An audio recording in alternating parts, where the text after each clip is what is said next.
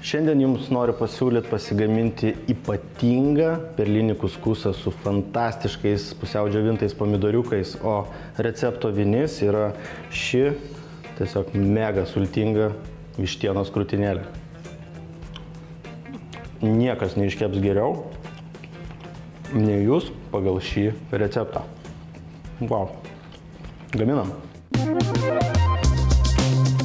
Maistas nėra tik maistas. Tai atradimai, tai patirtis, tai šventė. Gardus maistas gimsta iš meilės, nes jūs nusipelnote geriausio. Mums gaminti yra šventė. Taigi, kaip iškepti tą sultingą vištienos krūtinėlį yra turbūt dažniausiai užduodamas klausimas virėjams. Tai yra visai nesudėtinga, reikia tik tais dviejų tokių paprastų veiksmų. Vienas bus kepant, o kitas ją marinuojant. Vištienos krūtinėlė paprastai yra, sakykime taip, turi plonąją dalį ir pereina į storąją dalį.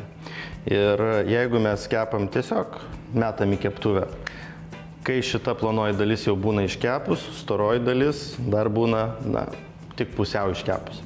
Taigi reikia tiesiog padaryti storąją dalį, tokią pačią kaip plonąją dalį. Aš tą darau labai paprastai, susidedu į kokį nors maišą arba uždengiu su maistine plėvele ir pasiėmęs mėsos muštuką, kurio niekaip negaliu įsigyti, tai naudoju kočėlą, krūtinėlę padarau vienodo storio per visą jos ilgį.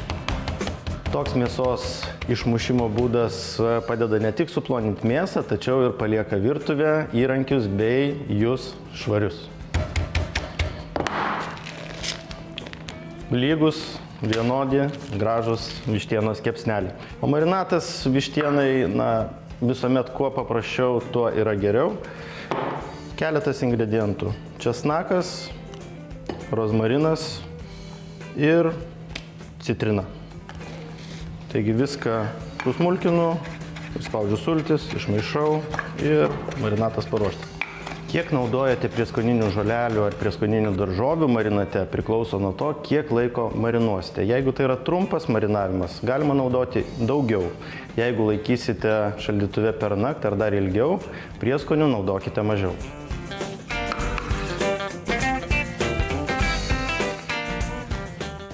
Aliejus, kokie 3 šaukštai, žiupsnelis druskos ir šviežiai malti pipirai.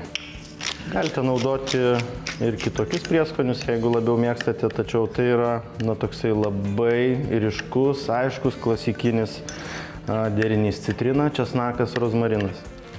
Ir dabar į tą patį maišelį supilu marinatą. Ir įtrinu mėsytę. Tam labai gerai tinka būna tie tokie užsegami maišeliai, tai iš karto mėsą galima užspausti, padėti šaldytuvą ir jinai neužimdama labai daug vietos marinuojasi. Vištiena paruošta, marinuojasi, dabar gaminsime kuskusą.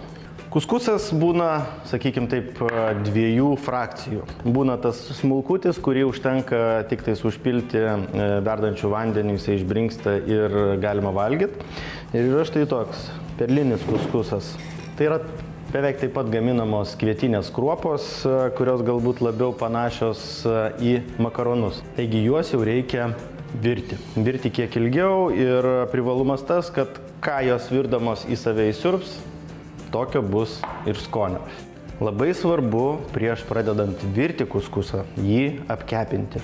Tačiau šiuo atveju aš panaudosiu ne aliejų, kurį įprastai, o aliejų, kuriame buvo pomidoriukai.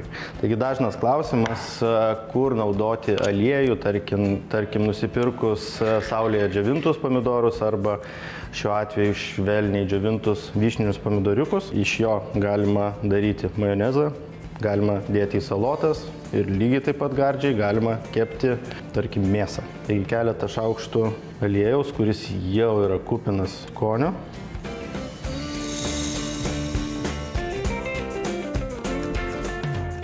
Perlinį kuskusą kepinu visų pirma dėl atsirandančio gardaus riešutinio skonio ir aromato, bei tam, kad kruopos būtų biresnės. Perlinis kuskusas tapo tokios spalvos kaip grikiai beveik, bet kvapas sklindantis iš šito aliejaus užpildo visą virtuvę. Ir dabar sultinio eilė. Taigi, kad būtų dar žymiai skaniau, puikus vištienos sultinys. Jeigu neturite namie kur nors užsilikusio šaldiklį, užsukite Gardu parduotuvę ir ten jo visuomet yra. Taigi buvo 1,5 stiklinės kuskuso, pilam 2 kart tiek sultinio. Užverda sultinys, uždengiu dangtį, sumažinu kaitrą iki vidutinės, mažesnės negu vidutinės ir palieku maždaug 10 minučių palengva kuskusui brinkti. Pilnai dar neišgaravo, bet dabar yra laikas, kai įdedu štai šitos mūsų jau klientų labai pamėgtus ir mano šeimos labai pamėgtus pusiau džiovintus pomidoriukus. Žodžiu, jeigu kažko trūksta patiekale, įdedat jų ir nieko nebetrūksta. Maždaug stiklinę pomidoriukų ir šiek tiek juos bent jau per pusę sutraiškau. Dar likus šiek tiek skysčio užkaitinu, bet vos akimirkai.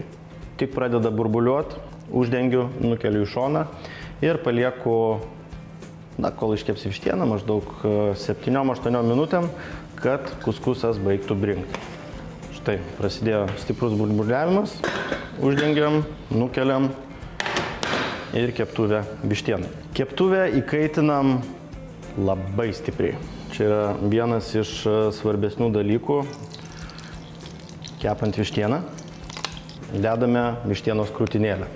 Kepame, maždaug 1, nedaugiau 2 minučių. Tuomet apverčiam, kai jau būna labai gerai paskrudę, dar pakepam 1 minutę ant tos pačios aukštos kaitros ir keptuvę nukeliam. Įdedam šaukštą sviesto ir paliekam vištieną baigti kepti. Kaitros likusios nuo keptuvės ir įkaitinto aliejaus pakanka, kad vištienos krūtinėlė pilnai iškeptų, tačiau išliktų sultinga. Iškeptą vištieną, kaip ir bet kurią mėsą, reikėtų maždaug pusę laiko tiek, kiek kepė, palikti pailsėti. Tas pailsėjimas daugam kelia klausimų, kam to reikia. Tai tik pakepta mėsa būna labai įkaitus išoriniai savo daly. Ir reikia, kad tas karštis kiaurai pereitų per visą mėsą, kad susivienodintų, nes kitu atveju, jeigu mes prapjausim, iš vidaus sultis tiesiog išbėgs. O sulčių čia sultingiausia vištiena, kokią tik esat kada nors gaminę. Kaip pasigaminti šią super sultingą vištieną su ypatingu kuskusu? Kaip ir visus mūsų receptus sužinosite užsukę į gardu.lt. Nepamirškite mūsų aplankyti socialiniuose tinkluose bei YouTube platformai. Ten rasite visus receptus video formatu. Nepamirškite aplankyti mūsų prekybos centre Panorama bei prekybos centre Pašilaičiai. Ten surasite trūkstamus ingredientus savo patiekalams. Ačiū, kad žiūrėjot Gardu. Iki kito šeštadienio. Ate. Bomba.